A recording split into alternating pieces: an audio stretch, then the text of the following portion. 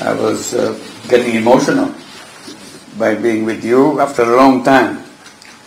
It became a habit with me to come to Japan at least once every year. So this long gap, 4 years, maybe more than 4, because COVID stopped. So seeing you again is a very emotional moment after a long time. And also seeing Dom coming from Germany and Enzo coming from Italy to be here today to kind of get together. So this is an occasion of get together, which it's all about after a long gap of my being present here. But I had no idea that my role will be changed in between. That was not in any plan. So things happen in life which is extremely unexpected. This is super unexpected. I have nothing to do with it. Good to see you there. Yeah. Thank you. Yeah, right. Yeah. I was kind of enjoying my time in Paris with the Paris Olympic. I was involved in designing the Paris Olympic, which I tried to bring, it was late by that time, to Tokyo Olympic, the idea, concept of social business in Olympic, because I was very active in the sports world, and they are kind of giving me space to reach out to them. And I did my best to reach out to them, and it has impact in them. So Tokyo accepted it, but it was late by that time. They couldn't redesign everything. How to make an Olympic as a social business Olympic. But they did something in Tokyo Olympic, probably on the inaugural event of Olympic. You may have watched it during this COVID-19 back at home at your television. I was receiving the Olympic laurel in Tokyo. I was at home, but on the screen here. So that led me to get involved in Olympic more deeply and designing the Paris Olympic. I was very happy that they did it after 4 years of preparation to make it happen. Suddenly I get this telephone call from Bangladesh. And that led to one after another. I tried to take me away from that responsibility, but they kept on chasing me every day. For 3 days it happened. Finally I had to yield because of the persuasive power of those young people. When I said yes, they were very happy. They said, you'll catch the immediate flight. Because we are waiting, the whole country is waiting for a government. There's no government here. So that was the beginning of the story. Since then, I'm trying to see what I can do, but I got detached from everything that I was doing prior to that moment. So this brings me back to that old self that I was seeing everybody here makes me feel emotional. So wonderful to see you. I'm trying to see how in Japan we can pick up the pieces that we left behind. Now in the context of what we are doing in Bangladesh. Bangladesh emerged as a new Bangladesh because of the student and young people's uprising. They defied every norms. They simply said enough is enough. They got killed on the street, but they didn't move. More came. The more you shoot, the more young people come to the street. Now, ultimately, it came as a kind of a flood water from all over Bangladesh, young people moving towards Dhaka. So the previous regime felt that they cannot survive physically. You cannot get away from anybody. That's when they left. The vacuum was created. And the students declared that they will create a new Bangladesh. So there's image of New Bangladesh. They tried to express it in many ways. Where I was given the task of translating that into reality. It's a difficult task. Not everybody agrees on everything, which is natural. But amazing to see that that caught the imagination of the people of the country. So when I took the responsibility, I don't think there's one voice in the whole country, one, which disagreed. Unified voice.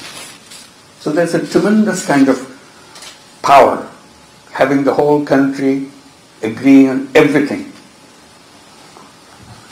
So that was the journey.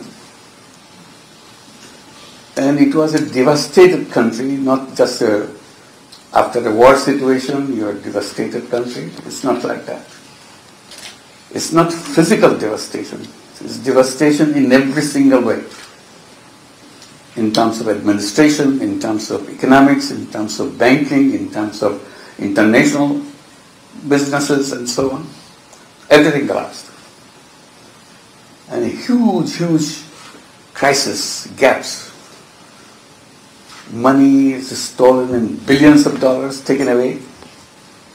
Not overnight, over a period of time. Very easily, very friendly way they took away everything. Banks became empty. You don't know where to begin. You scratch your head. What do you do now? Nothing works.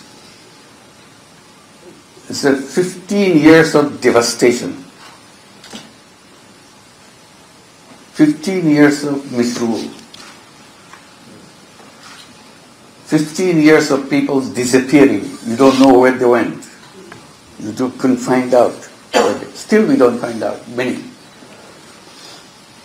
And horrible, horrible kind of actions taken.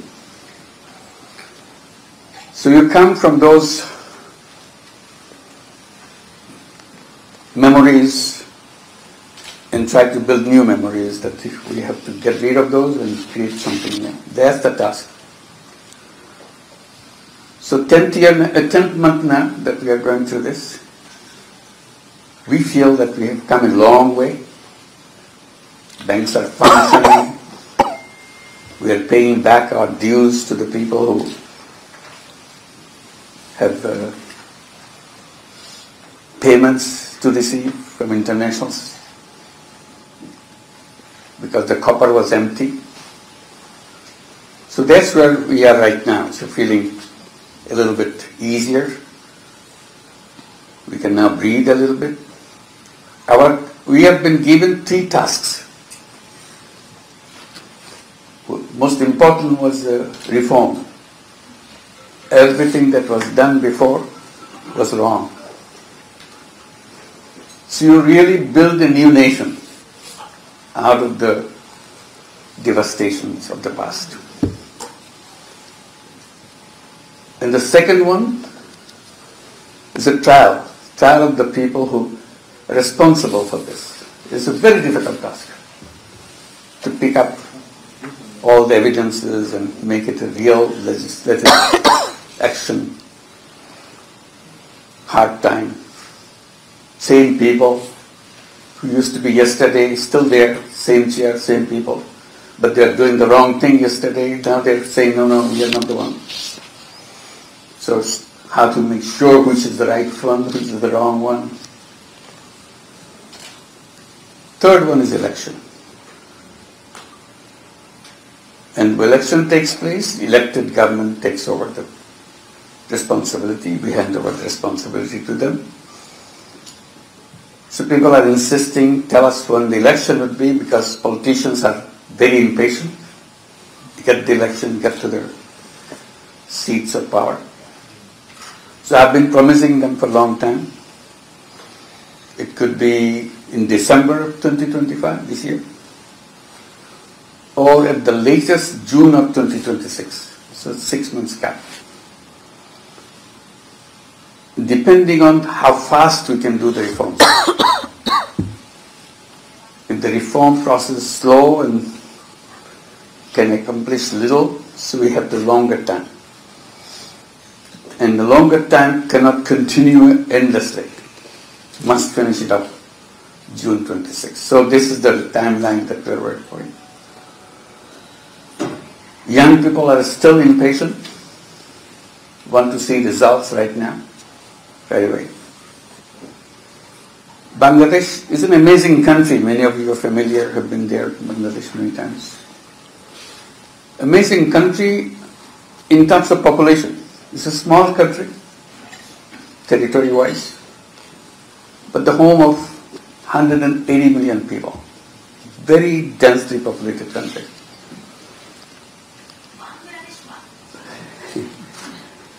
So it's not only that it's densely populated, it's a very young population. Half the population of 180 million, half of 180 million is under the age of 27 years. Imagine that. By the time you go to 50, you almost exhaust the population. Very few beyond 50. That's the average in Japan. Pardon me? Average in Japan is 49. Yeah. So that's the kind of country you got. Very young population. And that creates another dimension.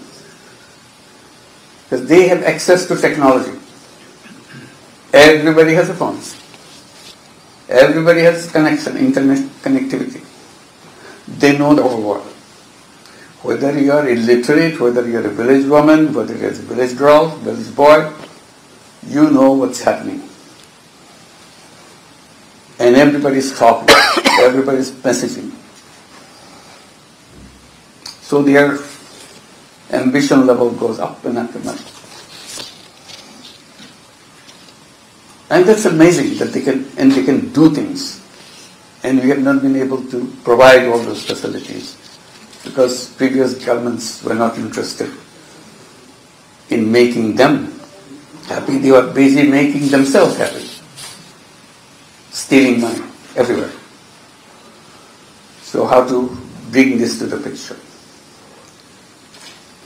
When I was told as I was coming that Japan is taking a lot of young people to come here to work, I said, this is one opportunity, let's take it. So this is one of the things we'll be discussing in our official discussion. How to send those young people to come to Japan. You need people, we have people. We are the reservoir of our young people everywhere. And that just benefits Bangladesh in two ways. At least income sources, in seeing life of people in another country and learn from them. At the same time, become qualified to do things in a very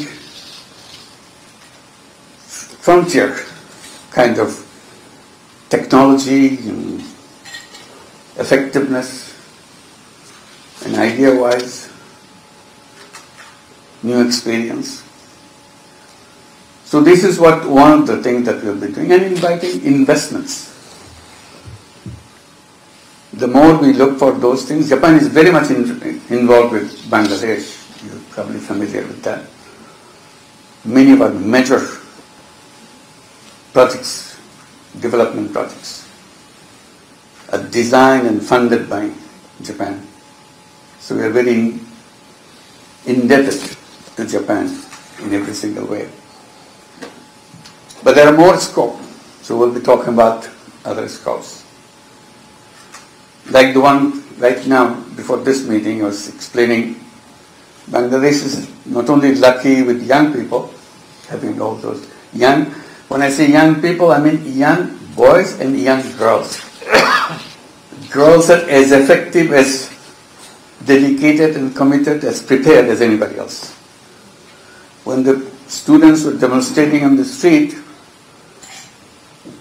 taking bullets, these are not only boys, they're all boys and girls, everywhere. Girls leading the way, taking bullets designing active program next day, next moment.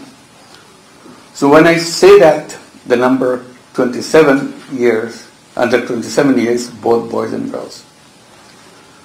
So how to make them active, connected?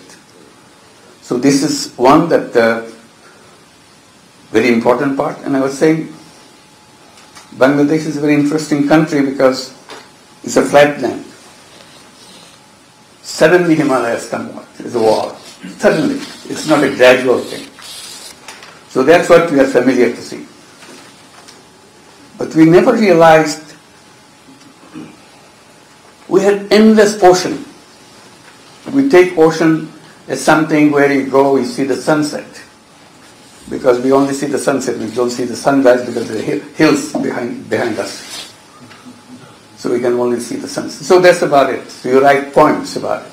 You become poets. I said, this is a gold mine. Ocean is a gold mine. We never looked at it as a gold mine.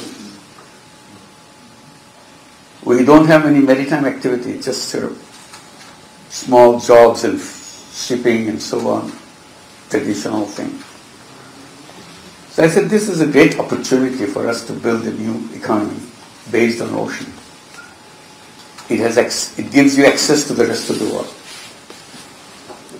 Japan already very much involved with us in that. They are the one who helped us build the deep sea port already. And we have a series of terminals to go along with it. So I said, this area alone, just one southern part of Bangladesh where it's intensively being done, the design and financing help from Japan, alone can transform the population, 180 million, in a completely different way. Its economy can change overnight if you just know how to make use of this. So the access to ocean means access to the world. I don't have to explain it to Japan. That's what Japan did. Any other nation did, using their water. So this is one we want to learn. So one of the things that we would like to do, learn from the experience of Japan. So looking for institutions, looking for people who dedicated their life, devoting to this maritime thing. So we need your help. One simple reference to somebody, introducing us to somebody, makes lots of difference for us. Instead of running around trying to figure out what to do, someone can just say that this is the way it has been done in the past, this is the way you're going to start. That opens the door for us. Money is important, but the idea is much more important. So we need your help on generating those ideas and so on. Bangladesh not only has ocean, I was just explaining a few minutes back, we have a huge mangrove forest. It's a treasure of the world. But we just ignore it. As if something has no use. But we forget that mangrove forest is something, is a treasure to the nation, treasure to human beings. If we know how to make use of it, they protect us for environmental hazards. When the wind comes, they have the barrier to stop the wind. And biodiversity that goes with it. And many things. So we are lucky to have oceans. We are lucky to have rivers. Those days we talked about rivers, but more describing it as a poet. We have produced lots of poets describing the nature around us, but never put our attention in how to make use of it to transform the society. So I'm here to get your guidance, get your help, because it's a hectic situation. You can hardly focus on anything more than 5 minutes, because something else is so emergency situation that you have to pay attention to. So you switch. So within this span of few minutes, as much you can tell us. how to do so that I can pass it on to somebody to carry the ball from there. So wonderful to see all the people that I have worked with for many, many years together here today. And I hope we'll succeed. We don't know yet what ultimately, these are the things that we dream about, but how dream can be translated into reality. It will be shame. All the dreams of the young people, unified dream, there are no two dreams, just one dream, new Bangladesh. We have nothing to do with the old Bangladesh. That's finished. Goodbye.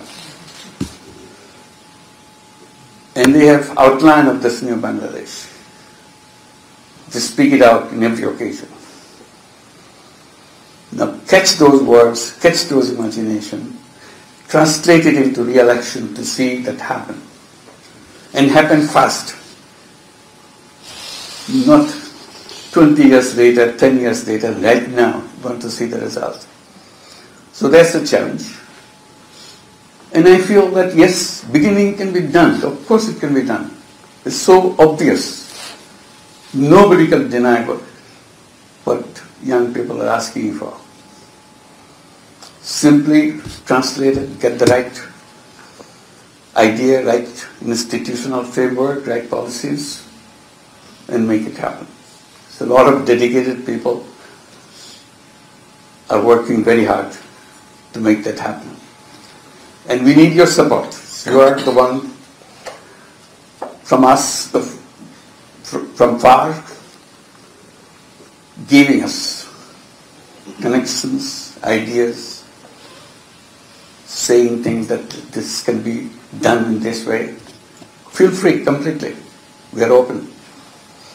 And I hope I could spend more time talking to you individually to further all the things that we have on our dashboard. Where to go, how to go, and all that. So I hope we can have open discussions, open comments, questions, and see we can, from now on, all of us become part of the same team. Opportunity has come. It's not only opportunity for Bangladesh, it's opportunity for the whole world. How to use the aspirations of young people and translate it very quickly into real thing. So let's not miss this opportunity. Because if you miss it, it may not come in hundreds of years. It's very difficult to recreate that moment, the spirit of that moment, aspiration of that moment. So we have that now. So we need a total mobilization, all the resources that we have around us. Thank you very much for giving me this opportunity. Thank you.